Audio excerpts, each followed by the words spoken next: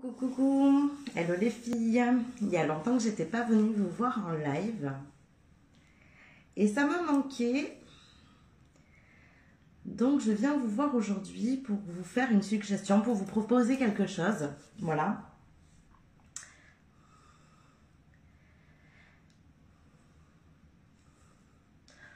Donc je ne vais pas forcément attendre que du monde arrive, comme de toute façon je ne vous ai pas prévenu. Mais je voulais vraiment vous proposer quelque chose, ça me tenait à cœur.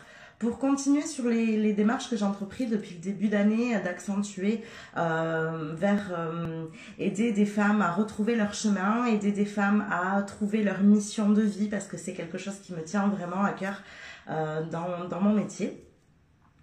Eh bien, j'avais dans l'idée de vous proposer, à partir d'aujourd'hui, donc à partir de cette vidéo, de vous proposer de vous amener tous les jours une petite capsule de 5, 10, 15 minutes maximum, vraiment. Une petite capsule sur comment connecter à sa mission de vie. Comment aller plus loin pour tendre vers votre mission de vie. Comment commencer à lever des choses qui peuvent être gênantes, qui peuvent vous bloquer pour tendre vers ça. Je voulais vraiment vous amener un petit peu plus de contenu pour que vous puissiez chaque jour avoir une petite dose d'inspiration, une petite dose d'énergie qui pourrait vous amener à avoir des déclics pour aller retrouver pourquoi vous êtes faite, pour aller amplifier peut-être, si vous le savez déjà, pour aller amplifier vos démarches pour tendre vers votre mission de vie, ou tout simplement pour vous donner un petit peu de motivation si vous êtes déjà sur votre chemin de vie et que tous les jours c'est pas forcément simple parce que tout n'est pas fluide, tout n'est pas linéaire. Et donc, ça vous demande forcément des fois de faire des actions supplémentaires qui sont pas forcément simples, de faire le pas qui va vous sortir de votre zone de confort pour tendre un peu plus vers la vie dont vous rêvez, ou des fois vous êtes dans le brouillard, dans le flou, et ça va vous demander un peu plus de clarté. Et donc, ces capsules-là sont là pour ça, sont là pour vous aider, pour vous donner une petite bouffée d'air frais, pour vous amener à connecter de plus en plus à votre mission de vie. Voilà, donc chaque jour, à partir d'aujourd'hui, je vais vous faire une petite vidéo où on va aborder un sujet ou un autre qui est quand même très relié à la connexion qu'on peut faire avec notre mission de vie, ce pourquoi on est faite, qui on est exactement à l'intérieur. Ça va vraiment reprendre des thèmes qui me tiennent à cœur, des thèmes dont je parle régulièrement déjà, comme la connaissance de soi bien sûr, puisque pour moi, la mission de vie, elle commence d'abord par s'apprendre à se connaître. Ensuite, on va venir aborder tout ce qui est lié à votre univers intérieur, à ce qui va venir nourrir votre enfant intérieur, ce qui va vous permettre de mettre plus de passion dans ce que vous avez choisi, dans ce que vous faites. Et puis pourquoi pas aller pousser encore plus loin vers justement cette mission de vie. Qu'est-ce qui vous anime? Quel projet vous pourriez mettre en place pour tendre vers cette mission, pour tendre vers ce chemin de vie? Donc pour le sujet du jour, alors vous inquiétez pas, je vous enverrai un mail pour faire un petit résumé, pour vous expliquer exactement ce que vont être ces 21 jours pour se connecter à sa mission de vie. Et pour le sujet d'aujourd'hui, j'ai choisi le sujet comment avoir plus de temps. Pourquoi j'ai pris ce sujet pour commencer? Eh bien tout simplement parce que je vois régulièrement des personnes venir me voir et me dire: moi, j'aimerais bien trouver ma mission de vie, mais avec le quotidien, avec les enfants, avec le travail, avec toutes les choses que j'ai à faire au quotidien, j'ai pas de temps supplémentaire pour essayer de commencer à faire des recherches, pour essayer de me poser, pour prendre du temps pour moi, essayer de comprendre ce qui se passe en moi, comprendre pourquoi je suis faite. En fait, la vie actuelle fait que on est en perpétuel mouvement et que on a du mal à se poser justement pour trouver le temps de mettre un peu plus en clarté ce qu'on ressent, les choses dont on a envie. Et c'est pour ça que je voulais commencer par là, pour vous apporter peut-être des solutions, pour justement pouvoir vous poser et tendre un peu plus vers cette mission de vie. Donc c'est un sujet que j'ai abordé moi en coaching avec les personnes qui ont pris mon programme Magic Soul en fin d'année. On a beaucoup parlé de ça, on a échangé sur ça hier, c'est pour ça aussi que je voulais vous l'amener. On a échangé sur vraiment comment s'adapter, comment prendre le temps de faire les choses. Et aujourd'hui, j'aimerais vous amener 3 éléments, 3 clés, on va dire, pour que vous puissiez vous aussi vous réorganiser et prendre le temps nécessaire, peut-être justement pour vous poser pour prendre du temps pour vous, pour prendre soin de vous, pour apprendre à mieux vous connaître et connaître votre univers personnel. Voilà, pour tendre vers vous aussi votre mission de vie. Donc la première clé pour moi, ça va être d'apprendre à trouver le bon moment pour chaque chose. En fait, ce qui se passe, c'est qu'en règle générale, comme on nous l'a appris, on va avoir tendance à faire les choses un petit peu quand on a appris que c'était le moment, en fait. Alors, je vais vous prendre des exemples bateaux pour que vous compreniez, mais comme voilà, on nous a dit que le petit déjeuner c'était le matin, donc on fait le petit déjeuner le matin. Bon, on va peut-être pas forcément changer le petit déjeuner, mais en tout cas, il y a plein de choses comme ça qu'on a appris à faire parce que c'était le bon moment. Et hier, donc, j'ai échangé avec mes clientes là-dessus et je leur ai parlé, alors je ne sais pas si vous connaissez, du livre Miracle Morning. Donc, c'est un livre qui a été très à la mode, c'est un livre de développement personnel où on nous explique que pour prendre du temps pour soi, il faut apprendre à se lever 1 heure plus tôt pour avoir cette heure-là pour nous, pour méditer, pour écrire, pour lire, pour regarder des vidéos inspirantes, pour tout un tas de choses. Et j'expliquais à mes clientes que j'avais fait, moi, le Miracle Morning, je l'ai fait, mais sauf que ça ne me convenait pas du tout. Donc, qu'est-ce qui s'est passé? Eh bien, j'ai fait ça pendant 1 mois, je me suis fait violence à me lever tous les matins 1 heure plus tôt, etc. Sauf qu'au bout d'1 mois, qu'est-ce qui s'est passé? J'ai lâché.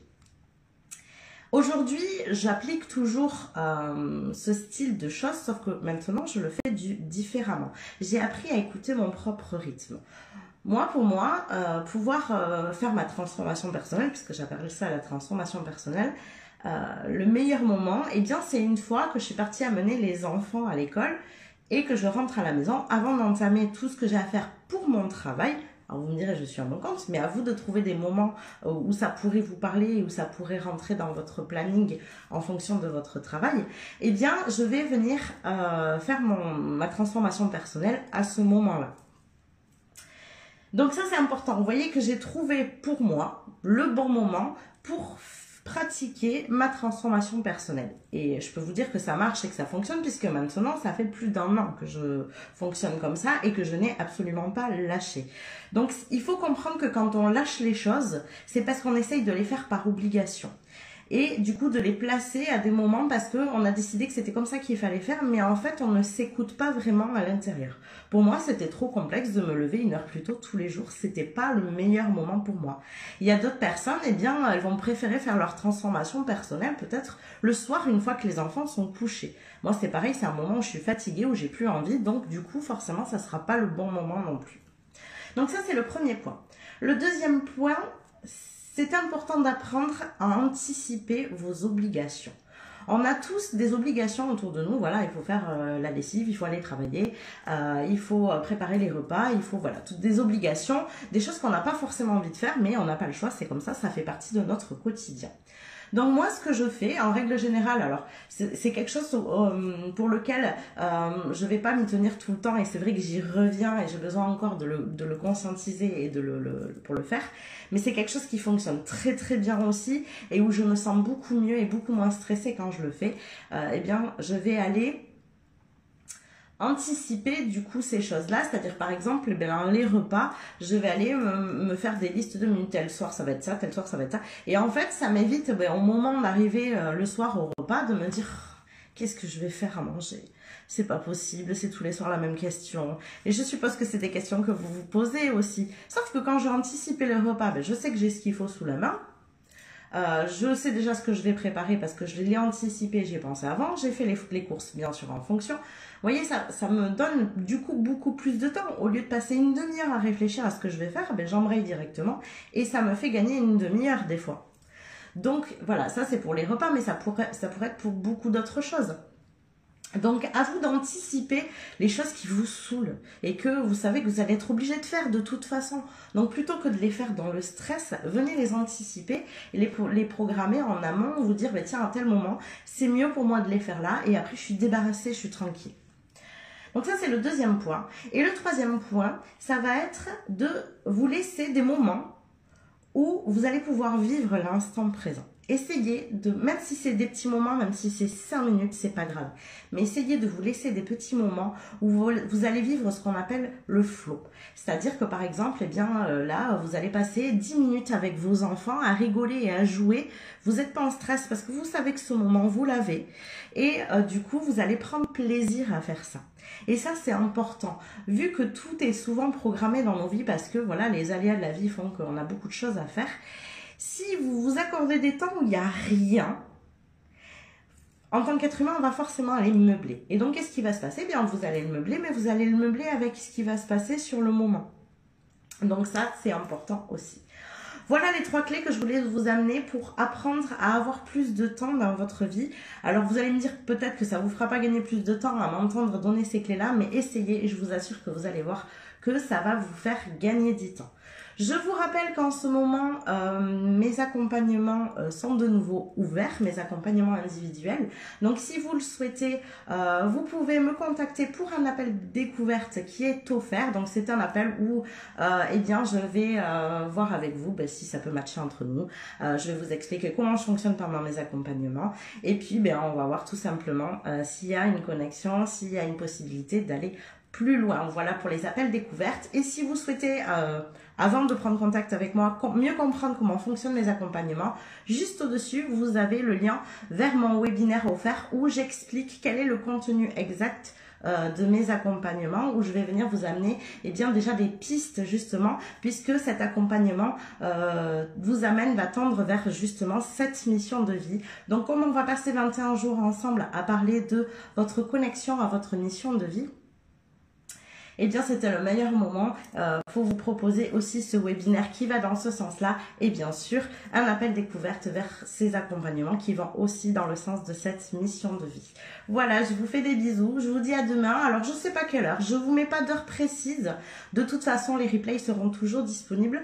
Moi ça me permet de les faire un petit peu quand c'est le bon moment, vous voyez, encore une fois, je m'adapte à mon propre rythme, à mon propre temps plutôt que de me mettre la pression avec une heure. Eh bien voilà, vous pourrez le visionner comme ça quand vous le souhaiterez. Je vous fais des bisous et je vous dis à demain.